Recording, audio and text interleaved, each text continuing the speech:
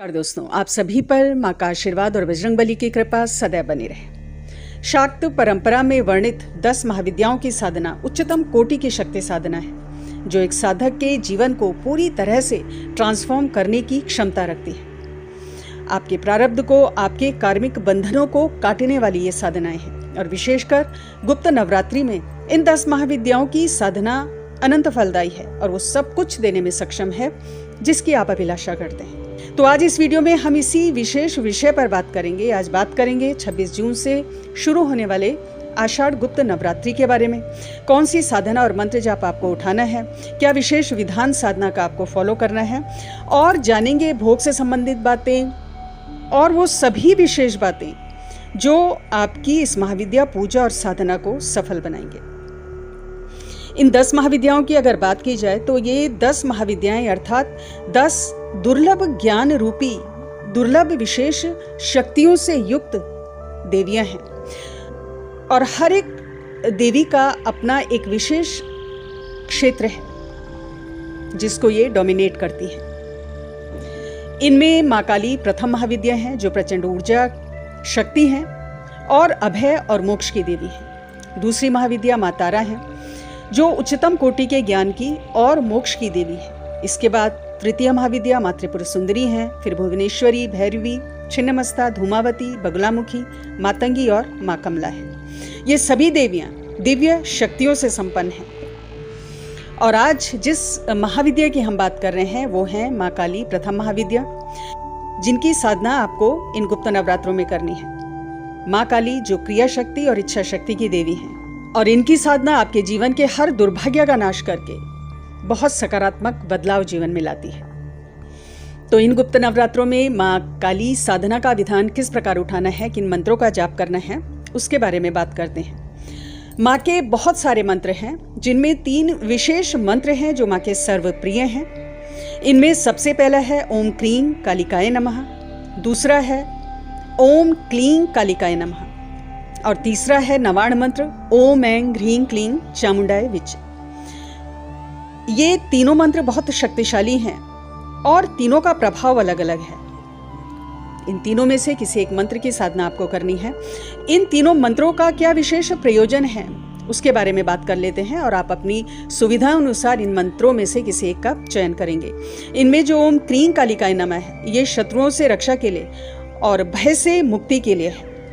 माँ की ऊर्जा से बहुत जल्द ये मंत्र कनेक्ट करवाता है और जो लोग साधनाओं में नए हैं, जो माँ को अनुभव करना चाहते हैं, उनकी अनुभूति करना चाहते हैं, उन्हें माँ के इसी मंत्र का विधान उठाना है इन नवरात्रों में। दूसरा ओम क्लीं कालिकाय नमः, ये मंत्र उन लोगों के लिए है जो अपने जीवन में किसी पर्टिकुलर चीज को अट्रैक्ट करना चाहते हैं, किसी विशेष एम को फुलफिल करना चाहते हैं, क्योंकि ये जो मंत्र है माँ का ये मैनिफेस्टेशन का मंत्र है, विश पूरी करने वाला मंत्र है। और इस मंत्र का जब आप जाप करते हो, जिस भी इच्छा के लिए करते हो, तो आपकी लाइफ में वो सारे सर्कमस्टांसेस अट्रैक्ट करेगा जो आपकी इच्छा पूर्ति में सहायक होंगे। सपोज आपको धन चाहिए तो इस मंत्र का जाप आपके जीवन में उन विशेष परिस्थितियों को लेकर आएगा, जैसे कोई नया बिजनेस आइडियाज आपके अंदर आएंगे, कोई कॉन्ट्रैक्ट बिजनेस का मिलना या किसी व्यक्ति के माध्यम से आपको कोई ना कोई अपॉर्चुनिटी आपकी लाइफ में क्रिएट होगी। तो इस प्रकार माँ का जो ये मंत्र है आपके जीवन में उन सभी चीज़ों को ला कर देगा जो आपकी विश पूरा करने में आपकी सहायता करेंगे। तीसरा जो मंत्र है नवाण मंत्र, माँ का प्रिय मंत्र है और साथ ही शक्ति के जितने भी साधक हैं सबका सर्वप्रिय मंत्र यही मंत्र है। बहुत से बीज मंत्रों से युक्त मंत्र है, बहुत प्रभावी मंत्र है, बहुत ऊर्जावान मंत्र है।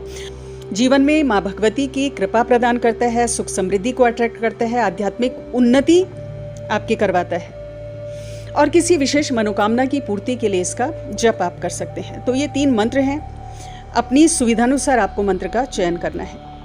अब बात करते हैं विशेष विधान की जो आपको इन गुप्त नवरात्रों में उठाना है, फॉलो करना है। तो प्रतिपदा तिथि के प्रथम दिन से यानी 26 जून से पूरे 9 दिन 4 जुलाई तक आपको ये विशेष विधान फॉलो करना है। प्रथम दिन स्नान आदि करके स्वच्छ वस्त्र आप धारण करेंगे और चौकी की स्थापना और कलश की स्थापना आपको करनी है, शुभ मुहूर्त में करनी है। कलश स्थापना का शुभ मुहूर्त क्या होगा स्क्रीन पर चल रहा है, उसका टाइमिंग उसे आप नोट कर लें। जो लोग प्रातःकाल घट स्थापना नहीं कर सकते हैं वो अभिजीत मुहूर्त में भी घट स्थापना कर सकते हैं। उसका भी टाइमिंग स्क्रीन पर चल रहा है अभिजीत मुहूर्त का, आप लोग नोट कर लें। अब पूर्व या उत्तर दिशा में आप चौकी की स्थापना करेंगे या फिर घर के मंदिर में ही आप ये सारा साधना विधान संपन्न कर सकते हैं। अगर किसी कारणवश आप चौकी की स्थापना नहीं कर पा रहे हैं तो चौकी के दाईं ओर आपको घट स्थापना करनी है और ईशान कोण में अगर आप घट स्थापना करें तो ये बहुत शुभ माना जाता है। जब आप कलश स्थापना करेंगे उसमें जो सामग्री डालनी है उसमें पहले थोड़ा गंगा जल डालकर शुद्ध जल से उसे भर लें। उसके बाद कलश में 2 सुपारी, 1 हल्दी की गांठ, 2 कमलगट्टे, थोड़ी कुमकुम, 2 लौंग, 3 या 5 पीली कौड़ी आपको डालनी है। 1 रुपए का सिक्का डालना है, 3-4 दाने अक्षत के आप डाल दें। 5, 7 या 11 पत्ते आम के लें या अशोक के ले लें और कलश के कंठ में आपको रखना है। ऊपर से चावलों से भरा हुआ एक पात्र आपको रख देना है कलश के मुख पर। उसके ऊपर आपको पानी वाला नारियल एक लाल कपड़े में लपेटकर ऊपर से मौली से बांधकर 3 या 5 बार मौली से लपेट लें और उसको कलश के ऊपर आपको स्थापित करना है। नारियल का मुख साधक की तरफ होना चाहिए, इस चीज का आपको ध्यान रखना है। इसके अलावा अखंड ज्योत आपको जलानी है, घी की, गाय के घी की अखंड ज्योत आप जलाएंगे। अखंड ज्योत नहीं जला पा रहे हैं जो लोग तो परेशान नहीं हो, आप दोनों समय सुबह और शाम को ज्योत जला सकते हैं। अब सर्वप्रथम आचमन जरूर कर लें, 3 बार आचमन करके फिर अपने हाथों को धो लें। माँ का पंचोपचार पूजन करेंगे, धूप, दीप, अक्षत, पुष्प, नैवेद्य माँ को अर्पित करने हैं। सर्वप्रथम भगवान गणेश का पूजन, ओम गंग गणपति नमः इस मंत्र की 1 माला का जप करेंगे। उसके पश्चात गुरु पूजन करें, गुरु मंत्र की 1 माला का जप करें। फिर ओम नमः शिवाय का आपको जप करना है। साथ ही बटुक भैरव का भी आप पूजन करें, ओम बटुक भैरवाय नमः इस मंत्र का भी जप कर लें। अब मूल मंत्र उठाने से पहले आप संकल्प ले लें, दाएं हाथ में थोड़े अक्षत और जल ले लें। माँ को अपना नाम बताना है, कितनी माला आप कर रहे हो, कितने दिन के लिए कर रहे हो। साथ ही आपका प्रयोजन है, अगर कुछ विशेष मनोकामना है वो भी आप माँ से निवेदन करें। कोई विशेष मनोकामना नहीं है, खाली माँ की कृपा प्राप्ति के लिए, उनकी प्रसन्नता के लिए कर रहे हैं तो ये भी माँ को बताएं। भूल चूक की क्षमा याचना करें और फिर जल को जमीन पर छोड़ दें। उसके बाद मूल मंत्र की आपको 51 या 108 माला का जप करना है। जो लोग 51 या 108 माला समय के कमी के चलते नहीं कर पा रहे हैं तो अपनी सुविधानुसार कम से कम 11 माला 21 माला का जप करें। जो लोग इतना भी नहीं कर पा रहे हैं तो फिर वो 5 माला या 7 माला या 9 माला का संकल्प लेके 9 दिन का पूरा संकल्प लेके आपको जप करना है। साथ ही भोग नोट कर लें। भोग में आपको रोज 2 लौंग, 2 बताशे और 2 हरी इलायची का माँ को भोग देना है। पहले दिन पानी वाला नारियल आप माँ को दें और साथ ही खीर या हलवा अगर अपने खुद का तैयार किया हुआ माँ को अर्पित करेंगे तो बहुत प्रिय है, माँ को बहुत प्रसन्न करता है। पुष्प में यदि गुड़हल का फूल अवेलेबल हो तो गुड़हल का फूल माँ को अर्पित करें, माँ को बहुत प्रिय है। या कोई भी लाल फूल, अन्यथा माँ को आप अर्पित कर सकते हैं। आखिरी दिन जो आपको भोग लगाना है उसमें 9 लौंग, 9 बताशे माँ को भोग में अर्पित करने हैं। साथ ही एक मीठा पान आप प्रथम दिन या आखिरी दिन सुविधा अनुसार एक मीठा पान जिसमें 2 लौंग और 2 हरी इलायची रख कर माँ को आपको अर्पित करना है। तो ये भोग है। कोई भी विशेष सामग्री अगर आप अर्पित करना चाहें वो कर सकते हैं। लाल चुनरी माँ को अर्पित करें, श्रृंगार का सामान आदि आप माँ को चढ़ा सकते हैं। साधना के अंतिम दिन बहुत विशेष दिन है क्योंकि ये साधना का समापन दिन है, तो इसको भी बहुत ध्यान से आप सारे विधान करेंगे। साधना के अंतिम दिन आपको कन्या पूजन भी करना है और हवन भी करना है। अब पहले कन्या पूजन करेंगे। अब चूंकि ये गुप्त नवरात्रे हैं और इसका विधान किसी को नहीं बताना होता है तो कन्याओं को आप इधर उधर से अगर नहीं बुला पा रहे हैं तो जितनी भी कन्याओं का आप पूजन करेंगे, 3, 5, 7 या 9 कन्याएं, जितनी भी कन्या का आप पूजन करेंगे उनका भोग आप अपने घर में तैयार कर लें। उसके बाद वो भोग आप दक्षिणा के साथ माँ के मंदिर में जाकर अर्पित कर सकते हैं। माँ का मंदिर आसपास नहीं है तो जो भोग है कन्याओं का वो गाय को खिला दें और जो दक्षिणा है कन्याओं को देने वाली वो बाहर किसी गरीब कन्या को दे सकते हैं या किसी भी ऐसे व्यक्ति को जिसको ज़रूरत है उसको ये जो दक्षिणा है दे सकते हैं। कन्या पूजन के बाद आप हवन करेंगे। सामर्थ्य अनुसार 51 या 108 आहुति देनी है आपको। सामग्री में काले तिल और घी के साथ थोड़ा गुड़, नारियल के टुकड़े, थोड़ा सा शहद मिलाकर आहुति देंगे।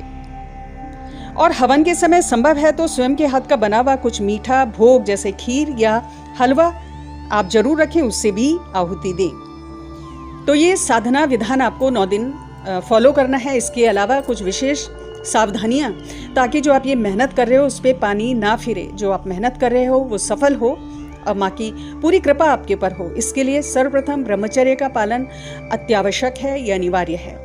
और साथ ही विधान को गुप्त रखेंगे, क्योंकि गुप्त नवरात्र हैं, किसी से भी इसके बारे में कोई डिस्कशन नहीं करना है। मंत्र के बारे में या अपने पूजा विधान के बारे में कुछ किसी को नहीं बताना है। तामसिक आहार का त्याग करें और सात्विक आहार लें। यदि प्याज और लहसुन का त्याग कर सकते हैं तो अवश्य करें, नहीं कर सकते हैं तो कोई बात नहीं, लेकिन मांस और मदिरा का त्याग करेंगे। साथ ही मंत्र का मानसिक जप अपने मन में आप करते रहें, सोते जागते उठते बैठते। जो आसन में बैठ के करेंगे वो तो है ही है, उसके अलावा भी मंत्र की शक्ति को बढ़ाने के लिए जितना मानसिक जप हो आप इसका करेंगे। इसके अलावा कुछ विशेष पाठ गुप्त नवरात्रों में बहुत फलित होते हैं, जैसे दुर्गा सप्तशती का आप पाठ कर सकते हैं, काली चालीसा का पाठ कर सकते हैं, काली सहस्रनाम का पाठ कर सकते हैं। इसके अलावा बहुत ज़्यादा नेगेटिविटी लाइफ में है तो बटुक भैरव कवच का और हनुमान चालीसा का पाठ गुप्त नवरात्रि में बहुत फल देता है और बहुत ज़्यादा प्रोटेक्शन आपको इसकी मिलेगी।